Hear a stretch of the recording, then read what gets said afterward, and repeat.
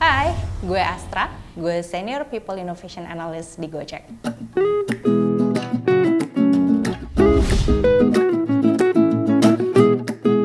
Emang sering banget orang nanya ke gue selalu jawab bahwa karena ini startup, kita tuh speednya tuh kenceng banget, banyak tantangan, dan kadang kita juga banyak banget project-project ad hoc yang bahkan kita kerjakan di luar tugas utama kita.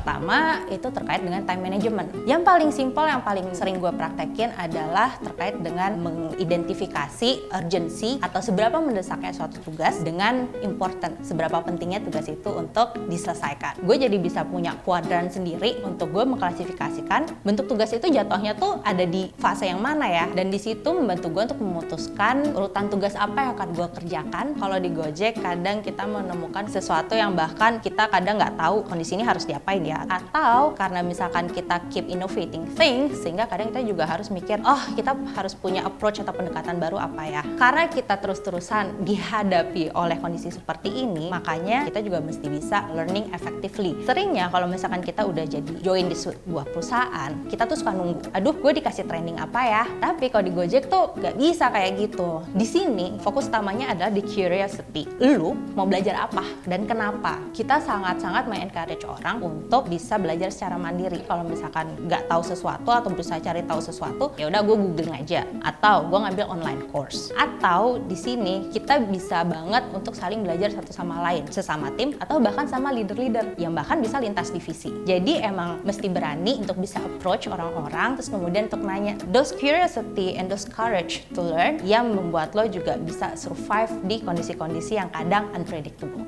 Kemudian cara-cara lain juga yang gue pakai adalah terkait dengan problem solving. Problem solving ini kayak suatu hal yang basic banget atau mendasar banget, tapi jadi penting karena di sini ada kaitannya dengan critical thinking. Critical thinking di sini adalah untuk kita bisa mencari tahu apakah yang kita hadapi itu benar-benar root cause dari suatu masalah atau sebenarnya itu gejalanya doang atau simptomnya doang. Dengan kita bisa mengidentify mana yang sebenarnya masalah utama dan mana yang gejala, di situ kita bisa tahu ibaratnya approach yang harus kita pakai itu yang mana ya. Nah, di sini juga kita mesti identify si masalah yang muncul ini impact-nya ke siapa ya? Apakah cuma ke individu diri saya sendiri doang? Apakah ke tim saya? Atau misalkan sampai ke divisi lain? Nah, itu yang juga membuat kita bisa melihat dampak dari masalah tersebut, sehingga nanti ketika menyelesaikan kita bisa identify pihak-pihak apa aja yang harus kita libatkan ya. Apakah ini sesuatu yang bisa kita selesaikan sendiri? Apakah saya harus ngomong ke atasan saya? Apakah nanti atasan saya harus bantu untuk reach out atau mencoba menyampaikan ke tim lain juga? Dan itu yang membuat penyelesaian masalah menjadi lebih komplit dan menyeluruh, sehingga beneran menyasar akar masalahnya apa.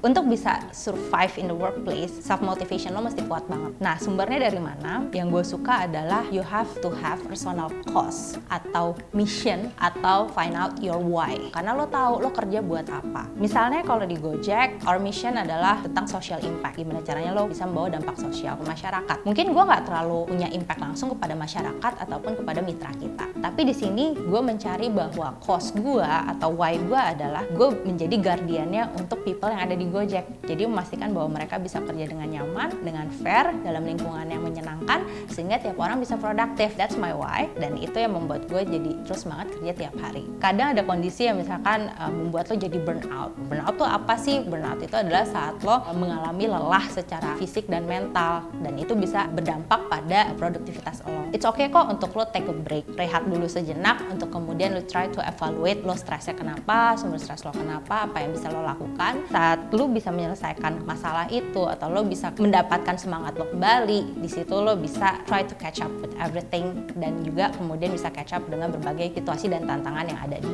pekerjaan.